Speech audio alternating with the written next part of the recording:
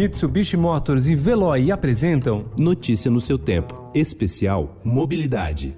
Meu glorioso São Cristóvão, meu glorioso Marte, meu glorioso Marte, portador de Cristo, intercedei por nós. 25 de julho, Dia do Motorista. A data é dedicada a São Cristóvão, o padroeiro da categoria. Para quem conduz qualquer veículo, motorizado ou não, se for contar apenas com a fé, existe uma oração de proteção que pede ao santo a chegada ao destino sem acidentes ou contratempos. Mas, se escutarmos também os especialistas em questões do trânsito, o mandamento que deve ser seguido para a segurança de todos soa quase como uma prece. A regra que deveria ser a máxima no trânsito é de que todos os participantes deveriam se conduzir, se comportar de forma a permitir que cada um deles pudesse chegar ao seu destino com segurança. Principalmente ressaltar valores como cidadania, ética, solidariedade, empatia e o valor mais importante que é a vida, né? A vida e a defesa da própria vida. Palavras de Luiz Carlos Paulino, coordenador da ABETRAN, a Associação Brasileira de Educação no Trânsito, um dos nossos entrevistados para essa edição do Notícia no seu Tempo, especial Mobilidade. 2020 marca o fim da década de ação pela segurança do trânsito. O projeto da ONU, lançado em 2011, teve o objetivo de reduzir as mortes em todo o mundo. Líderes de diversos países, inclusive o Brasil, se comprometeram a diminuir em 50% o número de óbitos até este ano. 9 anos depois, será que alcançamos a meta ou ainda derrapamos em nossas falhas? Antes de responder a pergunta, o professor Paulino lembra que o despreparo na formação do motorista é uma das causas da violência no trânsito brasileiro. Eu avalio que a ausência de uma boa formação para o exercício de qualquer atividade que tenha como pressuposto uma boa formação técnica, uma boa formação teórica, na ausência dessa boa formação, a tendência é que nós tenhamos resultados negativos. E no caso do nosso trânsito, o que nós temos são índices alarmantes de acidentes que já são de conhecimento público. São milhares de pessoas mortas anualmente e um número ainda muito mais elevado de pessoas que sobrevivem com sequelas graves, gravíssimas. Isso tudo, sem sombra de dúvida, acarreta em prejuízos financeiros incalculáveis. E para além desses prejuízos financeiros, resulta também em prejuízos outros que a gente não tem nem como tentar dimensionar. Como é que eu vou calcular o valor da dor de uma mãe que perdeu um filho em decorrência de um acidente de trânsito, da esposa que perdeu o marido, do marido que perdeu a esposa, do irmão que perdeu o outro irmão, que perdeu uma irmã? Tem alguns custos aí que estão envolvidos que eles são verdadeiramente intangíveis, são incalculáveis. Vou fazer aqui a opção por não citar números, haja vista que eu considero que esses números assim friamente apresentados, como eles são apresentados nas estatísticas, eles estão muito longe de traduzir a dor daquelas pessoas que direta ou indiretamente são vítimas dessa realidade, que é a realidade de um trânsito violento, um trânsito indisciplinado, que infelizmente ainda é a realidade do trânsito brasileiro.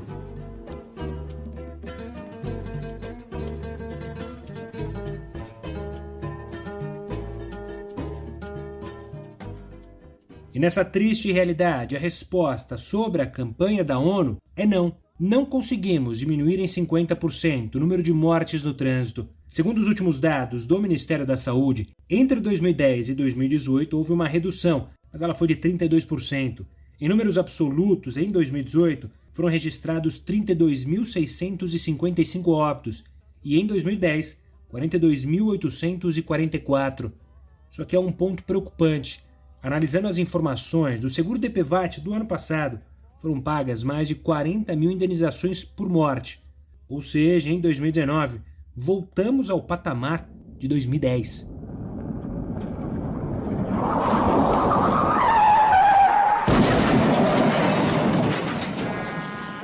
Para o professor Paulino, coordenador da ABETRAN, a boa formação de um condutor deve enfatizar os valores mais importantes para o exercício do bom convívio social.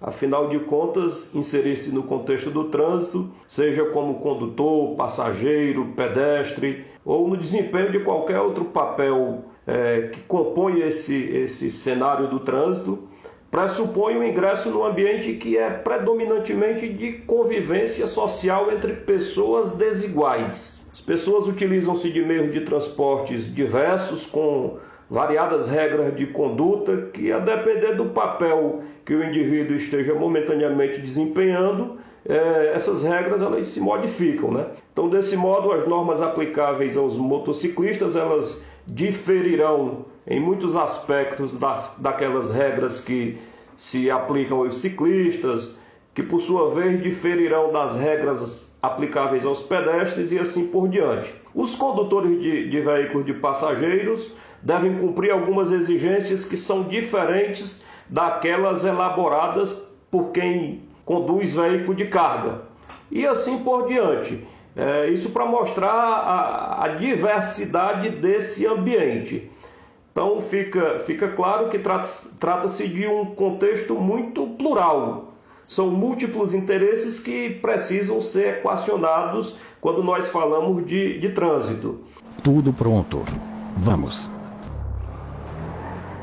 O professor Paulino alerta que o processo de formação dos condutores deve ser aperfeiçoado constantemente, em razão das novas tecnologias que fazem parte ou ainda farão da complexa estrutura que é o trânsito brasileiro. Se a gente parar para pensar, há alguns anos o cidadão viajava com um enorme mapa impresso num pedaço de papel e consultando rotas através desse pedaço de papel, consultando rotas para chegar ao destino desejado, parando, perguntando. Com a existência do GPS, com a existência de inúmeros aplicativos que nós conhecemos hoje e a infinidade de recursos que esses aplicativos eles nos oferecem, isso nos parece totalmente fora de propósito nos dias atuais. Nós temos aplicativos como o Waze, por exemplo, que estimulam inclusive a ideia de cooperação, né?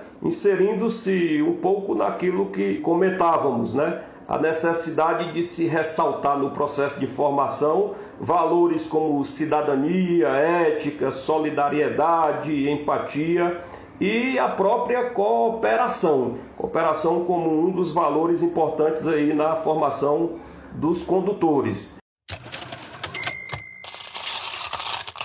Outro aspecto importante, para o professor, o alto custo para que o cidadão possa se habilitar deveria ser reavaliado. Uma vez que, diante desses valores muito elevados que são cobrados, que envolvem o processo de habilitação e que são repassados para o cidadão, muitas pessoas são literalmente condicionadas à marginalidade, pois quando o cidadão conduz o veículo automotor numa via pública sem ser habilitado para tal, ele estará automaticamente à margem da lei. Então, os altos custos que são cobrados do cidadão para que ele consiga obter essa carteira nacional de habilitação, uma permissão para dirigir ou documento equivalente, eles representam um entrave para o aperfeiçoamento do trânsito como um todo. Mas será que existem pontos positivos a serem comemorados nesse Dia do Motorista? O coordenador da ABETRAN diz que sim. Eu destacaria as próprias discussões que têm sido permanentemente feitas sobre o processo de formação. Quanto mais debates, quanto mais visibilidade essa pauta vier a receber, questão da mobilidade, a segurança viária, o processo de formação, discussões como esta que o programa se propõe a fazer neste momento, quanto mais contribuições, mais aperfeiçoamentos tendem a surgir. O processo ele precisa desse aperfeiçoamento permanente. Afinal de contas, o próprio trânsito ele é um fenômeno extremamente dinâmico. Nós estamos agora, aqui neste momento, discutindo um processo de formação que tem por base a condução de veículos num padrão que, ao que tudo indica, sofrerá significativas alterações num futuro breve, né? Com a presença cada vez mais recorrente de veículos autônomos nas vias públicas. Nós estamos discutindo aqui um processo que tem por base veículos conduzidos, dirigidos literalmente por um indivíduo. E a gente não pode perder de vista que a tendência é que num futuro muito breve nós estejamos convivendo aí com a presença cada vez mais recorrente dos veículos autônomos. Atenção! Tráfego intenso à frente. A data comemorativa tornou-se um dia de conscientização para educar os motoristas e estimular uma direção mais responsável. O antropólogo e colunista do Estadão, Roberto da Mata, lembra ao condutor algo fundamental: a de que está pilotando uma máquina poderosa em uma área pública. Quer dizer, se ele pisar no acelerador, é como se ele estivesse dirigindo uma carruagem com 200 cavalos. Você imagina a força que isso tem e o poder que isso tem. Uma guinada no volante, com o peso do automóvel, que pode ser de mais de 1 tonelada ou 2, ele pode causar um grande estrago. Então, a primeira ideia, a primeira noção que um bom motorista deve ter é da responsabilidade que ele tem ao ser dono de estar dirigindo uma máquina numa área pública, ou seja, numa área que combina vários veículos, bicicletas, motocicletas, caminhões, ônibus e outros automóveis de tipos diferentes, e, sobretudo, os pedestres que também ocupam e têm direito inalienável a esse espaço. Ele está dirigindo uma máquina poderosíssima. E se ele errar, ou se ele não seguir as regras mínimas, isso que vai fazer um bom motorista, ele pode causar danos às outras pessoas e, evidentemente, como nós sabemos, danos a si próprio. Roberto da Mata ressalta que a falta de igualdade no trânsito resulta no cenário violento de 40 mil mortes por ano. A disciplina em relação às regras é um ponto-chave na conduta do trânsito. Eu expliquei isso de uma maneira muito detalhada no meu livro Fé em Deus e Pé na Tábua, que está publicado pela editora Rocco. Nesse livro eu falo exatamente disso. Nós somos uma sociedade que viramos república, mas nós não somos republicanos. E o trânsito, ele é uma área da sociedade brasileira que exige uma igualdade muito grande. Não é uma questão de escolha a igualdade, é uma questão de estrutura.